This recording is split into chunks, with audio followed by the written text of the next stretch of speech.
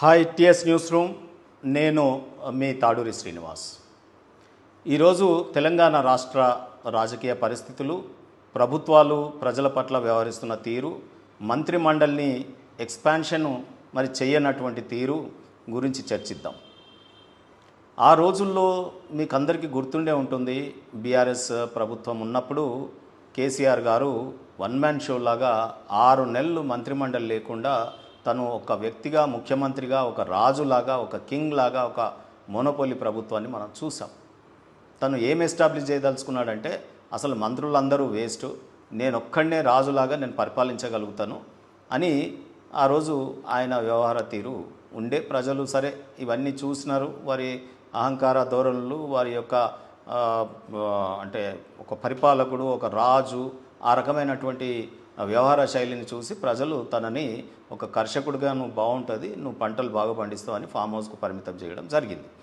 మరి అదే విధానాన్ని నేను కేసీఆర్ లాగా పెద్ద పేరు తెచ్చుకోవాలనే కాంక్షతోన ఆయన నడిచిన బాటలోనే నడుస్తూ ఉన్నారు మన ప్రియతమ ముఖ్యమంత్రి రేవంత్ రెడ్డి గారు కూడా. ఎందుకు ఈరోజు మంత్రిమండలిని ఎక్స్పాన్షన్లో ఇన్ని అపసోపాలు పడుతూ ఉన్నారు? మంత్రిమండలిని విస్తరిస్తే ఆ కాంగ్రెస్ పార్టీలో ఉన్నటువంటి వారికి ఒక ఏమంటారు, మొదటి నుంచి ఒక క్యాన్సర్ లాంటి తన ప్రభుత్వాలను తానే కూలదోసుకుంటుంది, తన ఎమ్మెల్యేలు, తన నాయకులు తామే కొట్లాడుకొని ప్రభుత్వాలను పడదోసుకుంటారు, స్థిరమైన పాలన అందించలేరు అనేది మొదటి నుంచి ఉన్నటువంటిదే. అది మళ్ళొక్కసారి ఆ డిఎన్ఏ బయటకు వస్తూ ఉన్నది. మంత్రిమండలిని నియమించకపోవడంతో ఈరోజు ప్రజలు అనేక కష్టాలు పడతారు. వడగండ్ల వానలతో మామిడి పిందెలు రాలిపోతూ ఉన్నాయి. ఈరోజు పంటలు అనేక ఇబ్బందులకు గురవుతూ ఉన్నారు అకాల వర్షాలతో.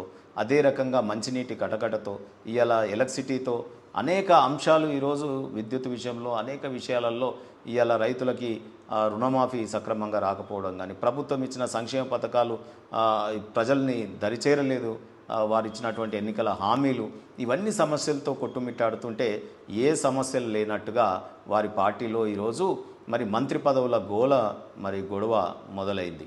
మీరు చూసినారు కదా, నిన్నటికి నిన్న వారి పార్టీలో ఉన్నటువంటి అనేక మంది ఆస్పిరెంట్స్ మంత్రి పదవి నాకు ఇవ్వకపోతే మీ సంగతి చూస్తాం, నాకు ఇవ్వకపోతే మీ సంగతి చూస్తాం అని మాట్లాడడం. అదే రకంగా ముఖ్యమంత్రి గారు సిఎల్పి మీటింగ్ పెట్టి దాంట్లో ప్రజాకోణంలో ప్రజల యొక్క సమస్యలను చర్చిస్తాడు అనుకుంటే, అంత పెద్ద హోటల్లో ప్రజా సమస్యలు కాకుండా పార్టీ ఎమ్మెల్యేలను ఎట్లా దారికి తెచ్చుకోవాలి, ఎట్లా ఐకమత్యంగా ఉంచాలి, ఎట్లా రేపు ప్రభుత్వంలో చీలిక రాకుండా చూసుకోవాలనే దాని మీద నిమగ్నమై ఉన్నారు. అంటే ఇప్పుడు గెలిచినటువంటి ప్రజాప్రతినిధులు కానీ, లేదా రాష్ట్ర మంత్రిమండలి కానీ, లేదా వారి నాయకుడు ముఖ్యమంత్రి గారు కానీ ఈరోజు ప్రభుత్వాన్ని కాపాడుకునేటటువంటి బిజీలో ప్రజల యొక్క బాధల్ని మర్చిపోతూ ఉన్నారు. ఇది మంచి పద్ధతి కాదు ప్రజాస్వామ్యంలో. మీరు అనొచ్చు, మంత్రిమండలిని నియమించకపోతే పనులు అవుతాయి. అసలు ప్రభుత్వం అంటే ప్రజల సొత్తు. ప్రభుత్వంలో మంత్రిమండలిని నియమించలేకపోవడం అంటే అదొక నెగ్లిజెంట్ యాటిట్యూడే కదా. సకాలంలో మంత్రి ఏ శాఖకు వాళ్ళు ఉంటే ఎక్స్ట్రా మానవ వనరులను ఉన్నవారిని ఉపయోగించుకోవాలి కదా. ఇవాళ 61 మంది 62 మందో గెలుస్తేనే ఇవాళ మంత్రిమండలి విస్తరించడానికి ఇన్ని ఇబ్బందులు పడతాయి. రేపు 100 మంది గెలిచి ఉంటే ఇవాళ పార్టీ నిట్టనెలుగా చీలేదే. 100 మందిని అకామిడేట్ చేయలేక ఇప్పుడు కొద్ది మందితోని గెలిచినటువంటి కాంగ్రెస్ పార్టీలో ఇవాళ మీరు చేయలేకపోతున్నారు మంత్రిమండలి విస్తరణ.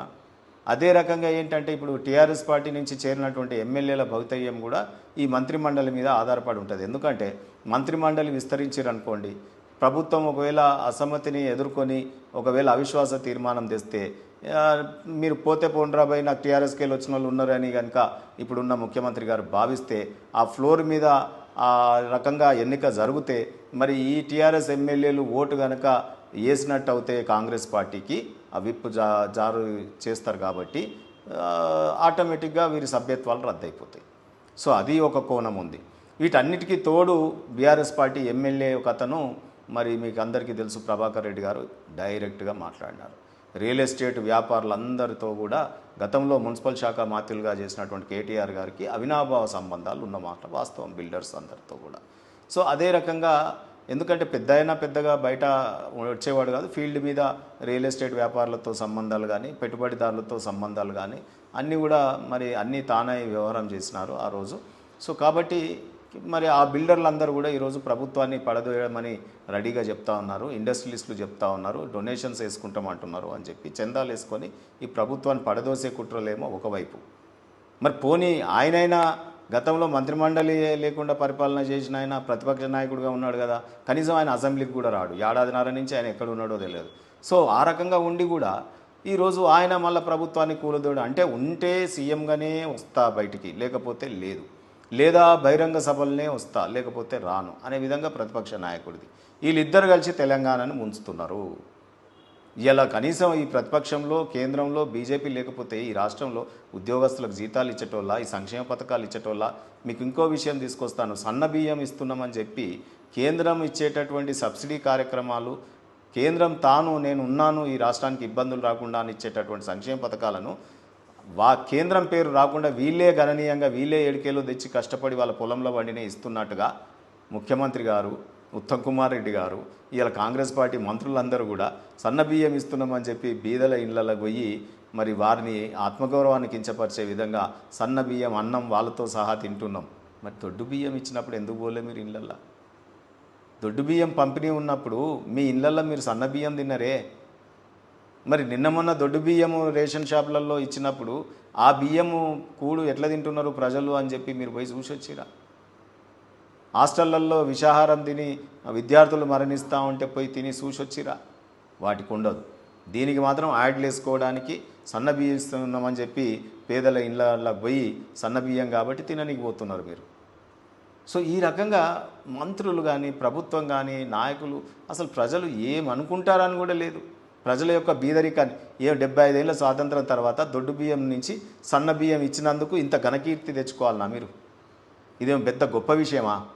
మీరు పోయి వాళ్ళతో కలిసి కూర్చొని బువ్వ తింటే సన్న బియ్యం మేమే ఇస్తున్నాం, మీ పొలాలలో వండినే ఇస్తున్నారు. ఒక్కొక్కరికి 100 ఎకరాలు ఫామ్ హౌస్లు